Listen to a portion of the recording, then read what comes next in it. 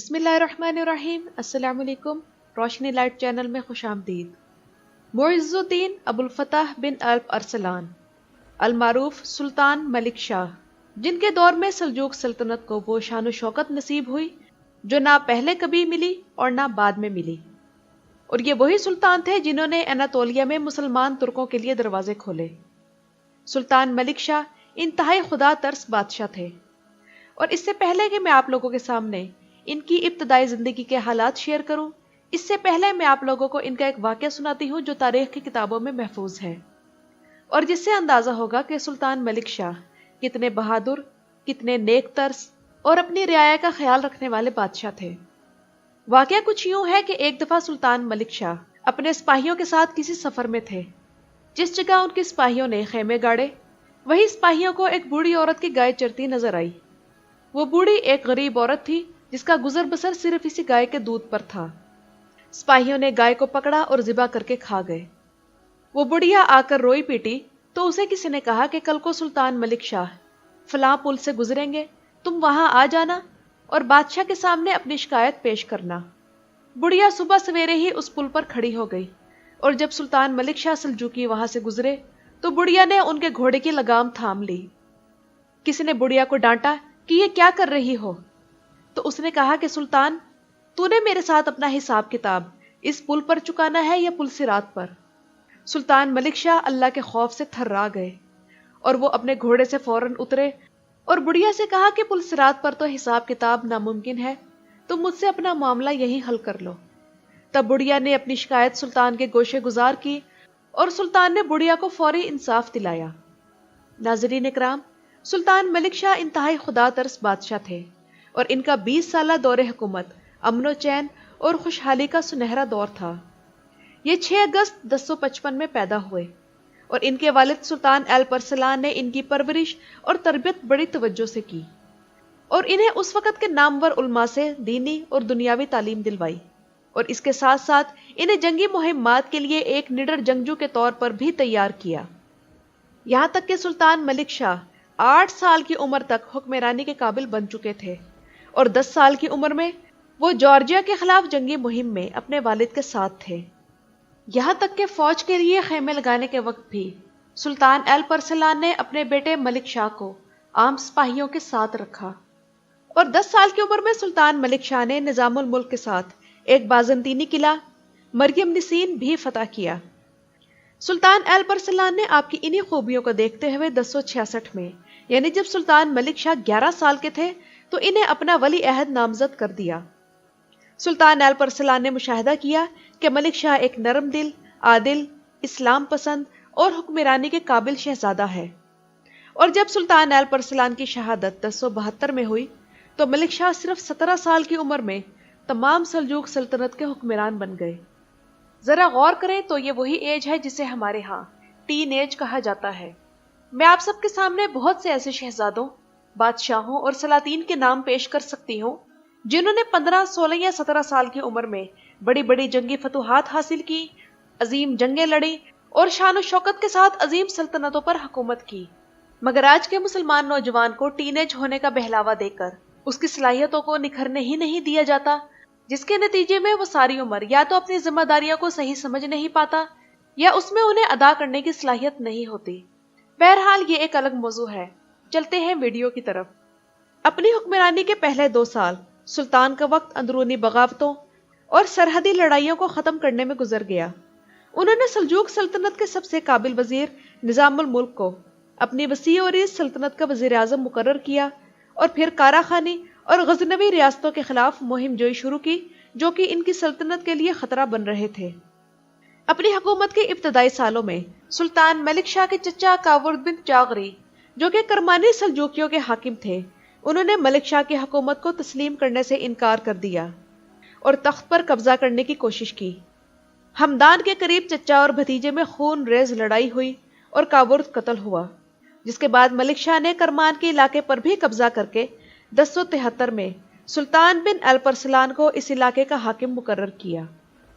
اس شکست کے بعد کارا خانی ریاست مشرقی اور مغربی 2 حصوں میں تقسیم ہو گئی، اور اس کے بعد کارا ختائیوں نے مشرقی کارا خانی ریاست ختم کر دی اور خوارزمیوں نے مغربی کاراخانے ریاست کا خاتمہ کر دیا۔ سلطان ملک شاہ کا ایک ہی خواب تھا کہ تمام مسلمان ریاستوں کا اتحاد قائم ہو اور ایک اسلامی یونین قائم کی جائے، جیسا کہ آج کل اقوام متحدہ ہے۔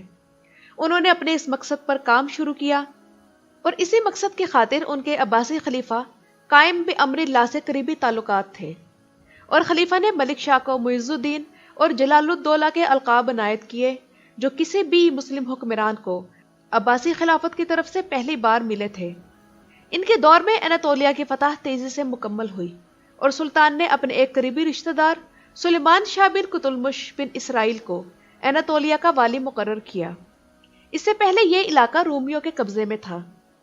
1077 میں سلیمان شاہ ان علاقوں کا حاکم مقرر ہوا اور اسی کے ہاتھوں روم کی سلجوق سلطنت کی بنیاد بنی، جو کہ 224 سال قائم رہی اور جس کا دارالحکومت کونیا تھا۔ سلطان ملک شاہ ایشیائے کوچک کو ترک سنی ریاست بنانے کی شدید خواہش رکھتے تھے اور ان علاقوں میں اسلام کی اشاعت انہی کے ہاتھوں ممکن ہوئی۔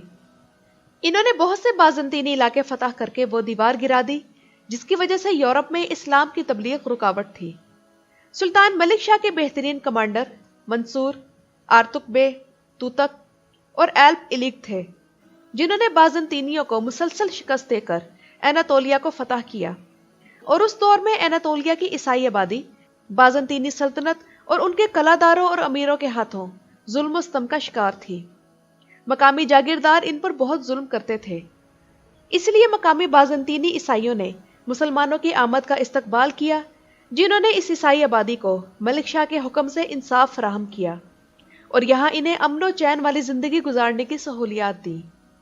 سلطان ملک شاہ کے دور حکومت میں سلجوقی سلطنت کی سرحدیں مشرق میں افغانستان تک، مغرب میں ایشیائے کوچک تک اور جنوب میں بلاد شام تک پھیل گئی تھی۔ ملک شاہ نے شام اپنے بھائی تاج الدولہ تیتوش کے حوالے کیا تاکہ فتوحات کا سلسلہ آگے بڑھایا جا سکے، اور تاج الدولہ ہی کے ہاتھوں شام کی سلجوق سلطنت کی بنیاد پڑی، اور صرف مختصر سے عرصے میں دیار بکر اور مردین میں بازنطینیوں کے 30 قلعے فتح کر لیے گئے۔ اس کے علاوہ سرت، بطلیس اور اہلت کے علاوہ موصل، فلسطین، دمشق، حلب، کاکیشیا اور ارزروم 1080 تک فتح کر لیے گئے، اور ان علاقوں کو فتح کرنے میں جارجیا کے بادشاہ کو شکست دی گئی۔ اس کے علاوہ تریبیزون، آذربائیجان، بخارا، سمرقند اور حجاز یعنی مکہ اور مدینہ بھی سلطان ملک شاہی کے دور حکومت میں سلجوق سلطنت میں شامل ہوئے۔ اس کے بعد حلب اور عرفہ فتح کرنے کے بعد سلطان کی فوجیں بحیرہ روم تک پہنچ گئیں۔ تب سلطان ملک شاہ نے اپنا کرتا اتارا اور زمین پر سجدہ کیا، اور بحیرہ روم کے ساحل کی مٹی لے کر اپنے والد سلطان ایلپ ارسلان کی قبر پر گئے اور کہا، ابا، آپ کے لیے خوشخبری ہے، آپ کا بیٹا جسے آپ ایک بچہ چھوڑ کر گئے تھے، اس نے اللہ کی مدد سے زمین کے ایک کونے سے دوسرا کونا فتح کر لیا ہے۔ سلطان ملک شاہ اپنے دور میں کبھی جنگ نہیں ہارے، اس لیے انہیں ابو الفاتح کہا جاتا ہے، مگر باطنی حشیشین وہ گروہ تھا جس کے خلاف سلطان ملک شاہ نے جتنے بھی لشکر بھیجے وہ ناکام ہو کر واپس لوٹے۔ حشیشین کو کمزور سمجھنا سلطان ملک شاہ کی بہت بڑی غلطی تھی، اور پھر یہی غلطی حشیشین کے ہاتھوں ان کی موت کا سبب بنی۔ اپنے علاقوں میں انصاف اور عوام کو سہولیات فراہم کرنے کی ذمہ داری انہوں نے اپنے وزیر اعظم نظام الملک کو دے رکھی تھی، اس لیے سلطان ملک شاہ کو عادل سلطان کہا جاتا ہے۔ ان کی ایک دعا بہت مشہور تھی۔ سلطان ملک شاہ دعا کرتے تھے، اے خدا، اگر اسلام کے لیے میں زیادہ کارآمد ہوں تو میری مدد کر اور مجھے فتح دے، اور اگر میرے مخالفین سے اسلام کو زیادہ فائدہ پہنچ سکتا ہے تو ان کی مدد کر اور انہیں فتح دے۔ سلطان ملک شاہ کی نرم طبیعت کا فائدہ اٹھا کر سلطان کے دربار میں اور محل میں ایک طرح سے شاہی خواتین کی متوازی حکومت قائم ہو گئی تھی، اور سلطان کے محل میں سازشوں کا وہ بازار گرم ہوا جو کہ ان کی موت کا سبب بنا، اور یہیں پر بس نہ ہوئی بلکہ اس کے بعد ان کے بیٹوں کی آپس کی جنگیں انہی سازشوں کی وجہ سے سال ہر سال چلتی رہی۔ محل کی شاہی خواتین سلطان کے فیصلوں پر اثر انداز ہوتی، اور ان میں سر فہرست ترکن خاتون تھی، جس کے بارے میں آج تک یہی شبہ کیا جاتا ہے کہ اس نے اپنے وزیر تاج الملک سے مل کر سلطان ملک شاہ کو حشیشین کے ہاتھوں زہر دلوایا۔